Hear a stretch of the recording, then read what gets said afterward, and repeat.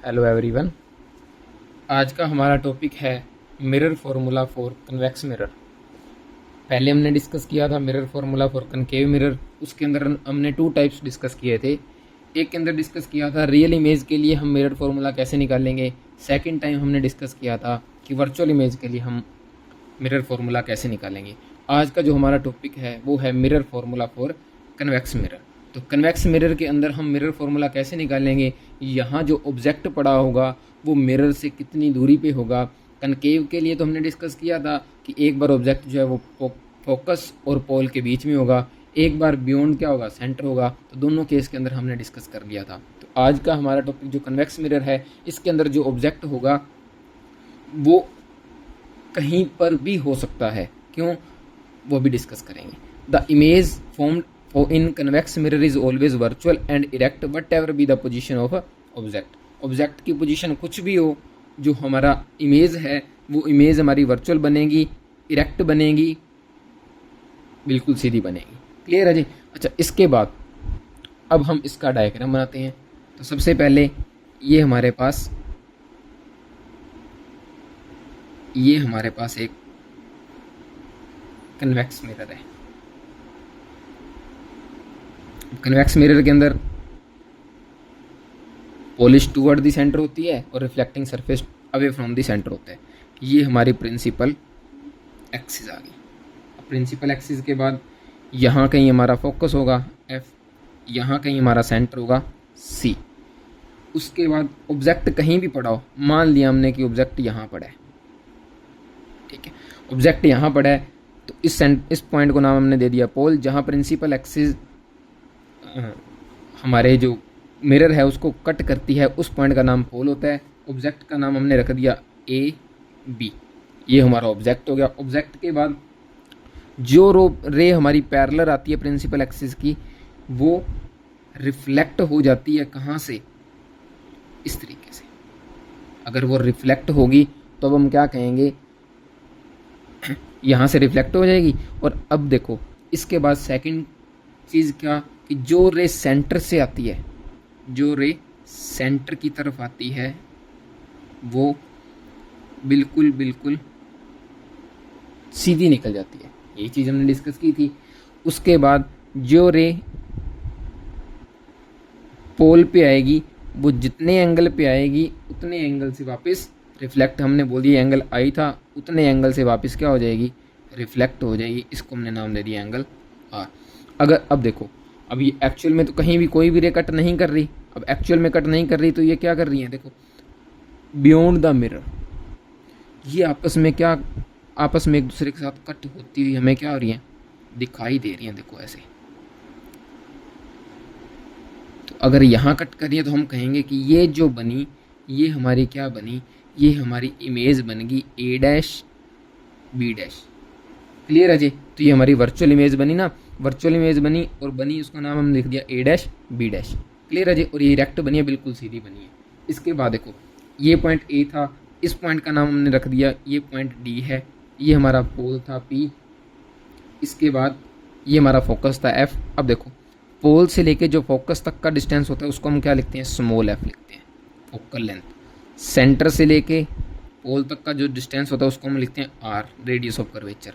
और जो ऑब्जेक्ट का डिस्टेंस होता है पोल से लेके, उसको हम लिखते हैं U। क्लियर है जी।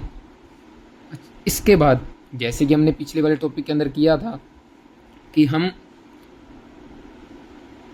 ABC ट्रायंगल देखेंगे और A'-B'-C, इन दोनों ट्रायंगल्स के अंदर हम क्या कहेंगे कि ये दोनों ट्रायंगल आपस में क्या है, सिमिलर हैं। सिमिलर क्यों है, क्योंकि इनके अंदर एक एंगल 90 डिग्री का है और दूसरा एंगल क्या आ रहा है, कॉमन आ रहा है। तो अच्छा, इसके बाद देखो अब ये दोनों ट्रायंगल सिमिलर हमने प्रूव करके नहीं दिखानी है। हम लिखेंगे कि triangle ABC and triangle A'-B'-C are similar. Triangle क्या है, अगर ट्रायंगल सिमिलर है तो इनके कोरस्पॉन्डिंग साइड्स का रेशियो भी क्या होगा, इक्वल होगा। तो हम कहेंगे AB divide by A'-B' is equal to BC या CB divide by CB'। Clear है जी। इसको इक्वेशन नंबर फर्स्ट बोल दो। अब ए बी पी ट्रायंगल देखो और ए डैश बी डैश पी, एक तो ये वाले ट्रायंगल और एक ये वाला ट्रायंगल, ये दोनों ट्रायंगल भी क्या है, सिमिलर हैं। अगर ये दोनों ट्रायंगल सिमिलर हैं तो हम कहेंगे triangle A dash B dash P, sorry A B P and triangle A dash B dash P are similar. अगर ये दोनों ट्रायंगल भी सिमिलर हैं तो इनके कोरस्पॉन्डिंग साइड्स के रेशियो भी क्या होंगे sir, A B by A dash B dash is equal to P B divide by P B dash. Clear है जी। अब देखो इक्वेशन नंबर 1 और 2 में देखो, from 1 and 2 left hand side same है तो राइट भी क्या होगी, सेम होगी। अगर राइट हैंड साइड सेम होगी तो हम क्या कहेंगे, फ्रॉम 1 एंड 2, फर्स्ट और 2 से हमें क्या मिलेगा कि लेफ्ट साइड सेम है तो राइट भी सेम होगी। तो यहाँ से हम लिखेंगे कि जो C B divide by C B dash है वो P B divide by P B dash के क्या आएगा, इक्वल आएगा। अब देखो, अब हमें पता है हमने सारे के सारे जो डिस्टेंस है वो पोल से मेज़र करने हैं। अब पोल से मेज़र करने हैं तो सर सी बी जो है सी से लेके बी तक, इसकी वैल्यू तो हम लिख देंगे, क्या आएगी वो सर आएगी पी बी प्लस में पी सी आएगी। और सी बी डैश जो है सी बी डैश, ये पोल से मेज़र करोगे तो क्या लिखोगे, अगर हम पी सी में से पी बी डैश माइनस कर दें तो हमारा पी सी निकल जाएगा। तो इसका मतलब क्या हुआ कि हम लिखेंगे जो सी बी है हमारे पास वो क्या आएगा, जो सी बी है वो हम लिखेंगे पी बी प्लस में P C, P B plus में पी सी। और जो हमारा सी बी डैश, जो सी बी डैश है सी बी डैश वो पी सी माइनस में पी बी डैश आ जाएगा। तो C B dash is equal to क्या आएगा, पी सी माइनस में पी बी डैश। अब इन वैल्यूज़ को क्या करो, क्वेश्चन नंबर 3 में पुट कर दो, put these values in equation 3। तो जब 3 में पुट करोगे तो क्या आएगा, put these values in equation 3। 3 में पुट करो, P B plus P C divide by C B dash की जगह क्या आएगा, P C minus P B dash is equal to क्या आएगा, P B divide by P B dash. अब देखो, अब हमें इन सारी वैल्यूज़ का पता है, इन सारी वैल्यूज़ का पता है तो एक एक करके हम इन सारी वैल्यूज़ पुट करेंगे साइन कन्वेंशंस का यूज़ करके। तो यूजिंग साइन कन्वेंशंस, तो लिखो यूजिंग साइन कन्वेंशंस। अब साइन कन्वेंशंस का यूज़ करो और फटाफट से लिख दो कि जो पी बी है हमारा, जो पी बी है हमारा उसको हमने क्या बोला था, जो पी बी है हमारा वो यू है, लेकिन पोल से लेफ्ट साइड में तो वो किसका आएगा, माइनस का यू आएगा। पी बी डैश जो है वो हमारा वी है, पी बी डैश जो है हमारा वो वी है और वी जो है वो पोल के राइट साइड में है तो वैल्यू प्लस बी आएगी। P F focal length right side में है plus F, P C radius of curvature right side में पोल के तो प्लस का आर। तो अब इन वैल्यूज़ को हम एक एक करके यहाँ पुट करेंगे। तो यूजिंग साइन कन्वेंशन यहाँ लिखोगे क्या कि जो पी बी है वो आएगा माइनस का यू और पी बी डैश जो आएगा वो आएगा माइनस का वी। इसके बाद पी सी जो आएगा वो आएगा प्लस का आर। इन वैल्यूज़ को हम क्या करेंगे, एक एक करके पुट करेंगे। पी बी डैश हमारा प्लस का भी आएगा क्योंकि राइट साइड में है। अब इन वैल्यूज़ को हम यूज़ करेंगे कहाँ, यहाँ वैल्यू पुट कर दोगे, पुट करने के बाद क्रॉस मल्टीप्लाई करेंगे। अब देखो वैल्यूज़ पुट करो, पी बी की जगह क्या आया माइनस का यू प्लस पी सी की जगह क्या आया, पी सी की जगह प्लस का आर आया तो plus R divide by P C की जगह plus R minus P B dash की जगह क्या आया प्लस का बी। तो इज इक्वल टू क्या आया, पी बी है माइनस का U divide by P B dash की जगह प्लस का बी। अब क्या करो, यहाँ से क्रॉस मल्टीप्लाई करते हैं इनकी। अब क्रॉस मल्टीप्लाई करोगे तो u की मल्टीप्लाई v से माइनस का u v, तो यहाँ मल्टीप्लाई करो।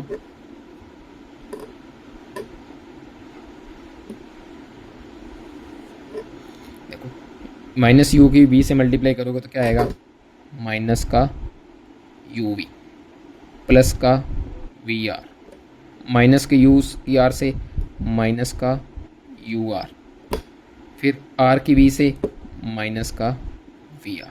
क्लियर है जी। इसके बाद वी आर एक तरफ कर लो और यू वाले एक तरफ कर लो। तो यहाँ से क्या आएगा, ये माइनस का यू आर इधर आके